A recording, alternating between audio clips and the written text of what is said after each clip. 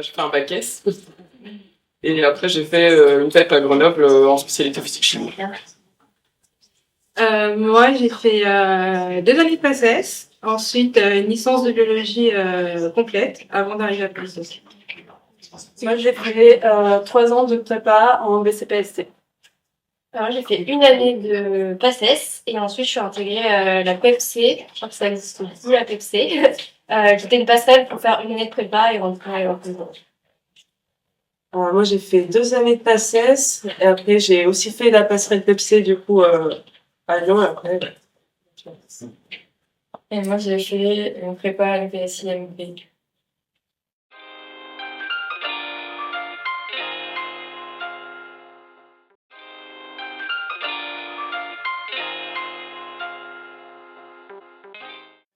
Un stage à l'Institut de la santé de Berlin.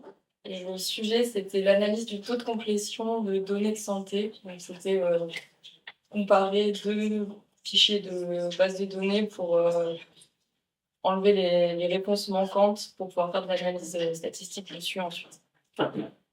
moi, j'étais aux Pays-Bas dans l'entreprise P-Medical Imaging et je travaillais sur l'influence d'un déploiement dans le cloud d'un calcul pour des logiciels d'analyse cardiovasculaire. Donc, c'était du développement en C# pour faire du transfert de fichiers majoritairement.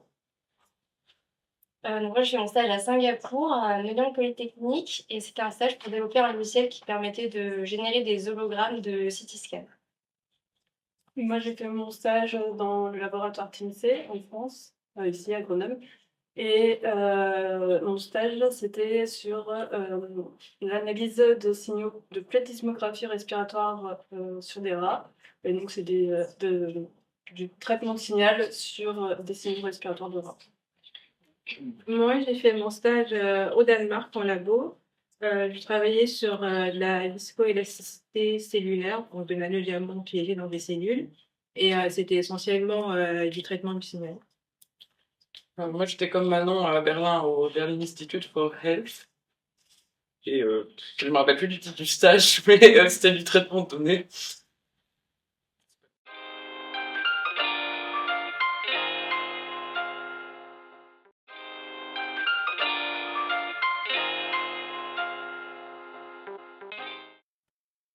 Et moi, j'étais en semestre à l'étranger, à l'université de Linköping, en Suède.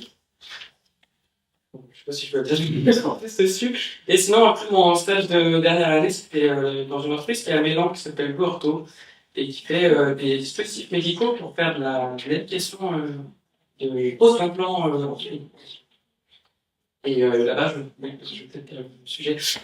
Là-bas, mon sujet de stage, c'était de proposer une méthode qui permettait d'évaluer la qualité d'une prédiction faite par l'IA sur les reconstructions 3D de l'épaule.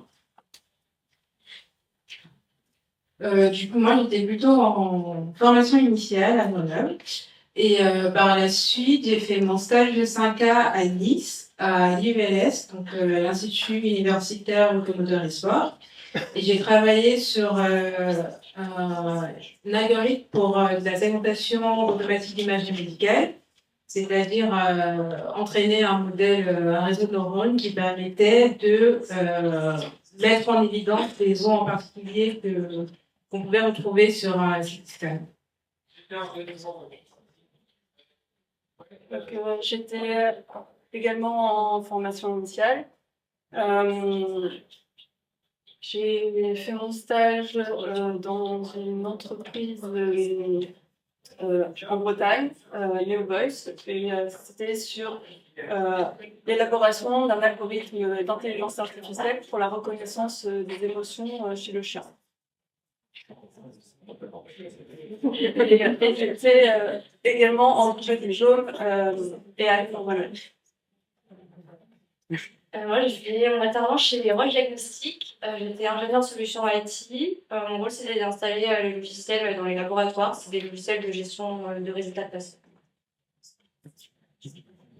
Moi, j'ai fait formation initiale aussi, mais en double diplôme avec l'IAE, donc le master en management et en administration des entreprises. Et mon stage, je l'ai fait à Montbonneau, donc pas loin de Genève. À Montbonneau, chez Technique Data, donc il y a un éditeur de logiciels d'information de laboratoire. Et je fais du développement donc en C, C++ et C# pour l'amélioration d'une de leurs solutions de laboratoire général. Moi, j'ai fait formation initiale aussi. J'ai fait mon stage à KLS Médical sur Milan. Le sujet, c'était le développement et la conception d'un module de traçabilité des patients sur Android. Du coup, ce qui était intéressant, c'est que j'avais à la fois la partie développement et à la fois la partie analyse fonctionnelle à mettre en place. Et c'était du C# pour Android. Moi, j'étais en formation initiale, mais j'ai fait un Erasmus à Padovan, en Italie. Et en stage de 5K, j'étais pour une boîte de consulting qui s'appelle Aztec. Et j'étais chez le client, donc aux HCL, les Hospices Civils de Lyon. Et je travaillais du coup en Python pour développer un outil qui puisse classifier, avec la syntaxe, classifier des documents médicaux. Voilà. Et j'ai fait le double diplôme avec le master AI for One Health.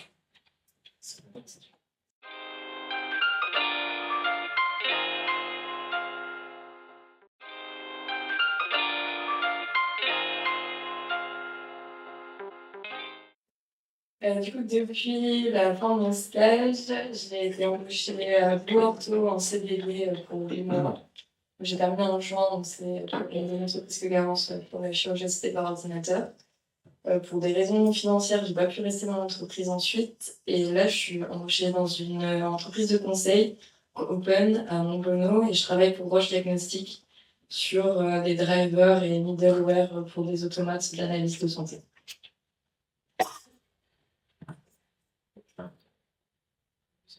Moi, du coup, j'ai fini à cause avec le double diplôme, du coup, j'ai fini en février cette année. Et je suis consultante chez Up Technologies et je suis actuellement en mission chez Biomérieux. Donc, je suis ingénieur système là-bas.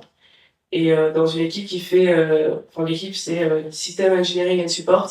Donc, c'est de l'amélioration continue sur des machines. Donc, celle, par exemple, sur laquelle je travaille, fait de l'extraction d'ADN automatique. Et voilà, c'est de l'amélioration continue et c'est tout un système, donc ça va prendre autant du logiciel que de l'électronique et voilà. Donc après diplôme, moi je suis partie de chez Roche et je suis arrivée chez Up Technologies en tant qu'ingénieur d'affaires. Je me suis appelée business manager. Et aujourd'hui, je vais quitter Technologie pour reprendre l'activité d'une entreprise que mon père a lancée sur un logiciel de gestion de patients. Et à côté de ça, je me rends plutôt sur un poste de commercial. Moi, après mon stage, j'ai continué dans la même entreprise en CDD, ce qu'il y avait à la fin du master, avec du coup en distanciel. Ensuite, j'ai continué dans la même entreprise avec un CDI et pour des raisons économiques, l'aventure s'est arrêtée dans cette entreprise. Et j'ai retrouvé du travail ici, dans le laboratoire TIMC, dans lequel j'avais fait mon stage de CAPRA et sur lequel maintenant je travaille sur des signaux d'impédance cardiographique, des signaux cardio-respiratoires humains, donc toujours dans le traitement systémique.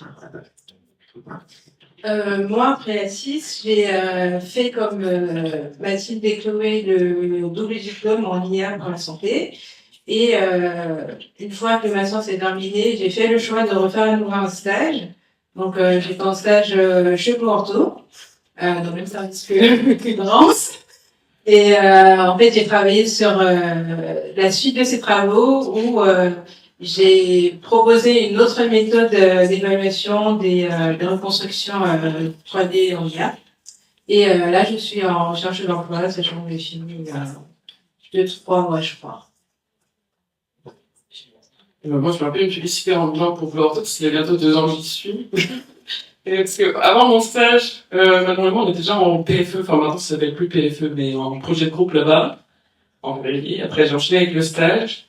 J'ai pas continué dans mon équipe parce qu'il n'y avait pas d'ouverture de poste, donc je suis parti, dans une autre équipe. Côté logiciel clinique, je faisais du développement logiciel en C++ et OpenGL.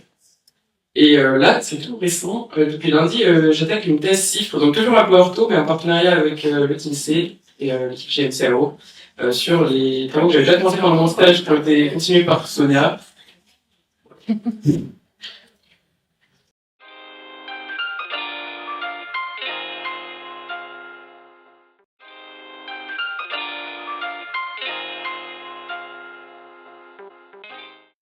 Et de profiter de nos années d'études parce que l'air de rien, ça passe vite. Donc là, on n'est même pas 2 ans après et on est déjà un peu nostalgique de revenir à Polytech. Pour le profiter et travailler, mais amusez-vous aussi.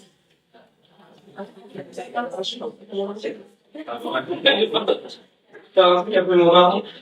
C'est pas histoire de faire faillite ou quoi que ce soit. Mais je sais qu'il y a beaucoup de matières, des fois aussi, où on se dit ça ne servira jamais, ou c'est inutile, ou des trucs comme ça. C'est des choses qu'on peut se dire. C'est des choses qu'on peut se dire. Et ben, je vous jure qu'il y a des matières où je me disais jamais je l'utiliserai. Et ben, en fonction des métiers qu'on fait, c'est tellement important d'avoir vu et d'avoir au moins les bases sur certaines choses et ça vous sauve de situations. Donc voilà, il n'y a pas de matière non plus à négliger totalement et c'est totalement bien resté.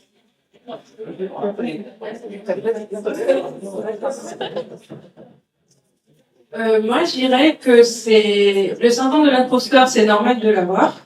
On arrive en entreprise, on a l'impression qu'on connaît rien du tout, mais gardons en tête que vous avez les compétences pour faire ce que vous êtes en train de faire, et que si une entreprise vous a pris en stage et vous a embauché, c'est parce que vous êtes capable de faire de réussir les missions qu'elles vous ont attribuées. Moi, je dirais, vous restreignez pas, ayez pas une idée fixe de ce qu'on peut faire ou ne pas faire avec la filière artiste, vu qu'il y avait plein de métiers différents. Moi, dans mon entreprise, il y a beaucoup d'anciens artistes dans plein de services différents. Et il y en a qui font plutôt de la qualité, du dev, qui sont project managers. Donc, vous voyez grand.